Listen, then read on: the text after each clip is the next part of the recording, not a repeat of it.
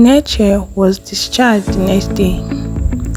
She got home immediately and called the native doctor to narrate what happened. She said, "Oga, abeg, help me, I am finished. I was engaged in a car accident 2 days ago. Please, can the sacrifice be made today? Please." The native doctor replied her that there is nothing to be done. She was crying and was begging the native doctor to do something, but nothing to be done. This sacrifice is what the native doctor instructed her to be doing after Chidinma divorced her husband. In the native doctor's voice, he said, "Immediately your sister and her husband separate. Take this calabash, keep it inside your wardrobe. Let no person touch it every last day of the month. Let nothing prevent you from being at home that night. Immediately it is 11 o'clock p.m. Bring the calabash out and sit on the floor barefooted with it. Make your wishes into the pot till you are satisfied. Then cut hairs from your private part and put it into the calabash. Then go back and keep the calabash. This will make no man look Chidinma's side again, and you will start meeting different kinds of men till the one that will marry you will come. The calabash will stop working immediately a man proposes to you. But any day you omit this procedure for any reason, that day will be the resumption of your doom.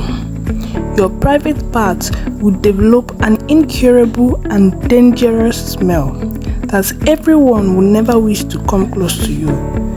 It will get worse every day till you die."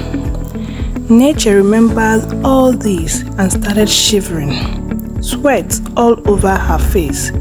She called her friend Chioma and told her the problem on ground. Chioma took her to other herbalists and spiritual men, but nothing to be done. It is 2 days now, and sleep hasn't entered Neche's eyes. She has noticed her body is now changing. She feels like committing suicide. It is not up to a week. Neche's body has started smelling bad. That the company she is working for asked her to work on herself. Neche stopped going to work because she knows there is nothing to be done. Her friend couldn't bear the smell and they all stopped coming, even her boyfriend.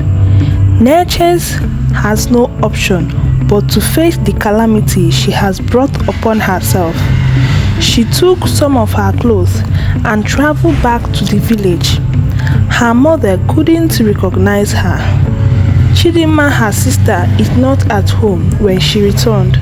She went to the chapel to close her 9 days dry fasting and midnight prayers that the Reverend Father Abigail told her about, obliged her to do, and will come see him the next day.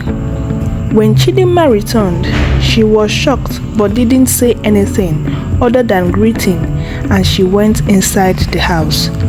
She lied to her mom that one of her co-workers, who is envious of her, charmed her with sickness, but she is already taking a herbal medicine from a strong herbalist.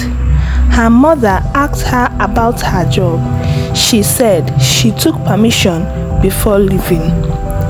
The odor was so unbearable for the whole household, but they have nothing to do or say about it. Chidinma really pitied her sister's condition and assured her she will be fine after hearing her cooked up stories. Neche couldn't control the pain in her heart. She started shedding tears. The next day, Chidinma went to visit her spiritual father. When they finished discussion and a short prayer, Chidinma told him about her sister's condition. The Reverend Father said, "I already sensed something bad." He said he will follow her to her house to fish out this evil. To her compound. Neche was sitting at the balcony when they arrived. The Reverend Father started praying in front of the house, sprinkling holy water around. Chidinma and her mother joined in the prayer. Neche noticed a fire-like tingling sensation from the inner part of her body. At a point, she couldn't control it. She started shouting, rolling on the floor. The Reverend Father walked up to her and asked her to confess her sins and be set free. Neche started speaking. "Chidinma, please forgive me. I know I have wronged you so well. Please have mercy on me." She continued and confessed everything she has done to them. Her mother was so surprised that she wondered if Neche is still her child. Chidinma started crying loudly as if she wanted to lose her mind. Neche was rolling on the floor begging. The Reverend Father shook his head in pity. He told everyone to be calm. Then he asked Neche, "Do you have dreams like getting married to a unknown person? Or have you ever dreamed of giving birth or having children?" Neche said yes without even thinking twice. The Reverend Father shook his head again and said, "This is a hallmark sign of spiritual husband. I understand all you passed through in the hands of your suitors, but you shouldn't have gone this far in doing this to your own sister. Anyways, God is ready to show you mercy."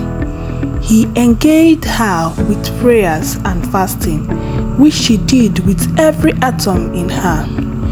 She go to chapel every blessed day, and after all, her body started healing. It is 2 months now.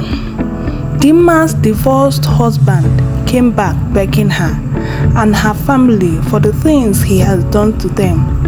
After persisted begging from her husband, Chidinma accepted and went back to her husband. They started living happily again. She continued the foodstuff business, which is Neche, with her mother in the village. 1 year later, a man from her village who is a medical doctor came for her hand in marriage. She accepted and they got married. This is the end of my video. Please, if this video is educative, please do not hesitate to like, comment and subscribe to this channel. Thank you.